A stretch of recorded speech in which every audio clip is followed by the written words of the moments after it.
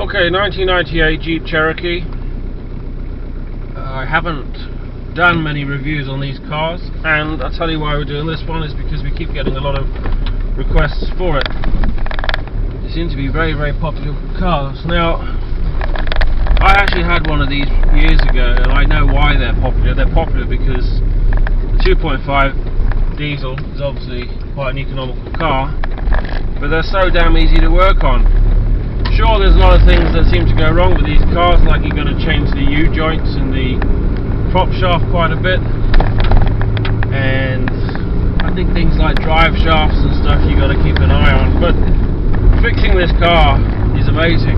You don't even have to jack it up to get underneath it, and somebody who does their own mechanics, they will all agree that that is such a godsend. Now, if you're looking for a 4x4 that has a very tight feel to it, maybe that you would expect from an SUV like an X5 or something, then you're not going to get it with this car. This car has a lot of bad points and it has a lot of good points, and I would have to say that the good in this car outweighs negative points. Now, the negative points to me are this is a tiring car to drive. You know, the steering is pretty vague, not as bad as an old Landrover Discovery by any means. The braking system, you got discs at the front and drums at the back. I don't really see why a car this large would have drum brakes at the back. And when you do brake, it's pretty, well, hit and miss to be fair, and the car does pull. But at the end of the day, this car is not about an experience, it's a tool. It's to serve a purpose, just like a Landrover is, just like any other 4x4. This is not a pseudo 4x4 by any means. Many people use these Cherokees, some pretty brutal off-roading. Apart from the vague steering, apart from the fact that the brakes are pretty crap, there's a lot about this car that's very, very appealing. You know, you're driving along, you're high up, it is a big car, it is a bit like driving a commercial vehicle, but it's so big. You've got nice big seats in the front, nice big seats on the back, you've got plenty of room in the back, you can stick a couple of dogs in there, no problem.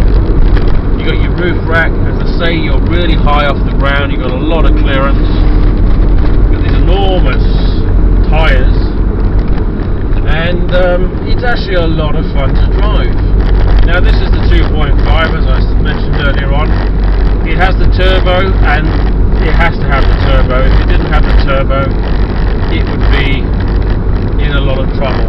It's by no means a quick diesel, but this will quite happily toss down the motorway at 70-80 miles an hour very, very comfortably indeed. It's got this lovely grey big handbrake here. Now, it's got a nice whistle to it when he pulls away as well. It's a big old beast, and there's a lot about this car that I do like.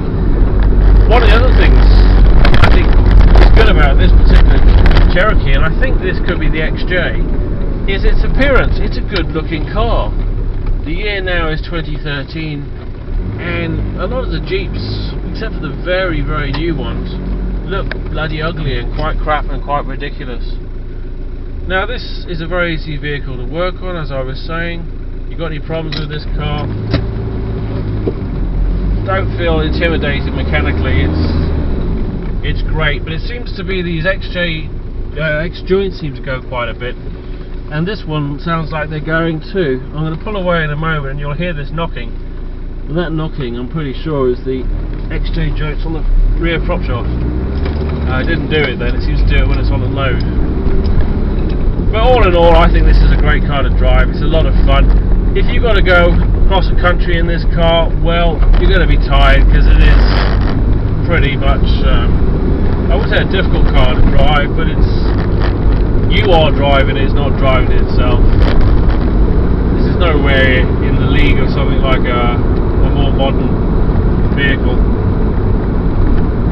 This particular car, 1998, I can only find one speck of rust on the rear passenger door, and that is it. I've climbed underneath this car. There's no rot on the chassis. There's no rust. There's nothing. The car is absolutely perfect. And if you think this car's 15 years old, how many 15-year-old cars are like that? So I get to drive a lot of American cars, and I can tell you the first thing that jumps out with American cars is they all have these crappy interiors. I don't know why the American cars are like that, because if you take this car for example, everything on this car is pretty damn good. If you look at it as a tool, it's a very good tool. However, you get inside and you've got this all too familiar crappy plastic everywhere, and it's, I mean, okay, if you're going to be using this as a tool, you're going to be getting in muddy, blah blah blah. Sure, it'll be pretty easy to keep clean, but there's no quality there. You get good and bad quality plastic, and that really does feel quite shit, to be fair. There's a couple of things that seem to go wrong with these cars. The speedos is one of them. There's two wires at the back apparently. That seems to be a bit of a airy-fairy connection. Every now and again I've got to give the dashboard a slap and it comes back on again.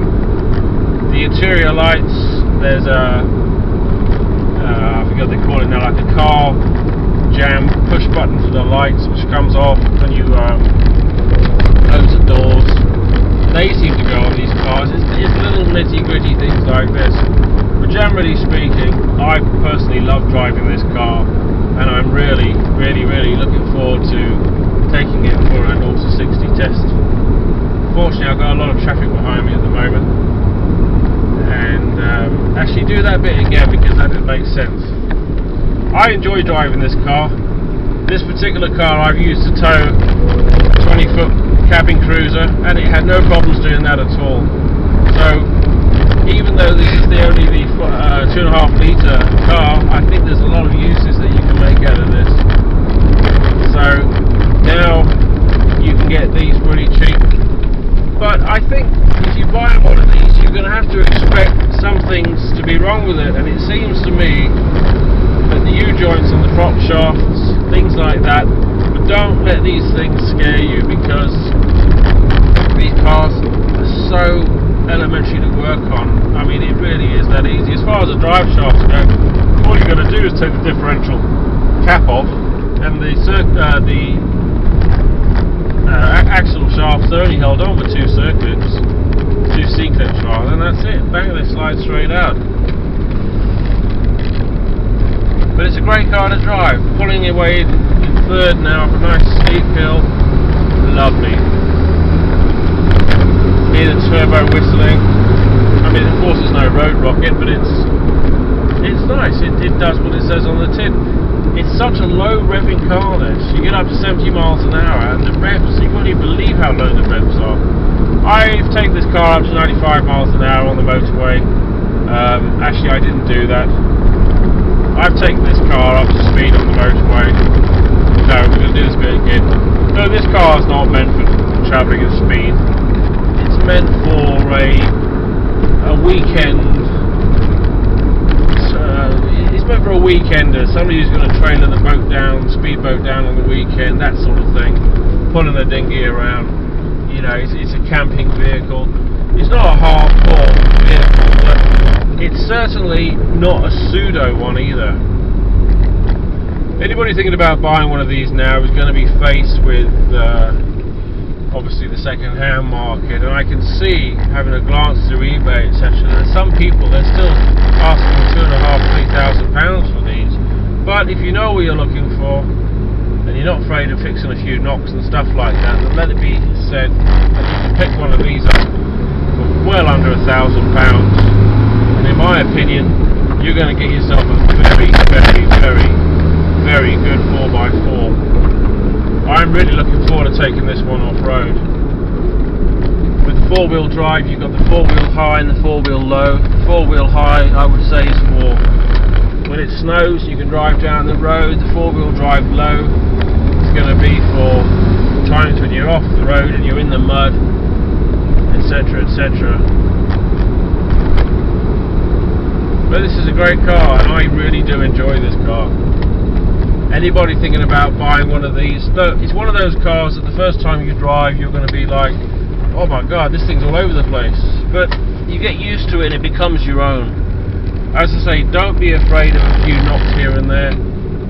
These are cheap cars, the bearings are going to be gone, the shafts are probably going to need attention, but because you can get underneath these cars without a jack, get underneath it and have a look, because this one's 1998, it's been abused and there's no rust on this at all, so these are pretty damn solid cars and I like them a lot.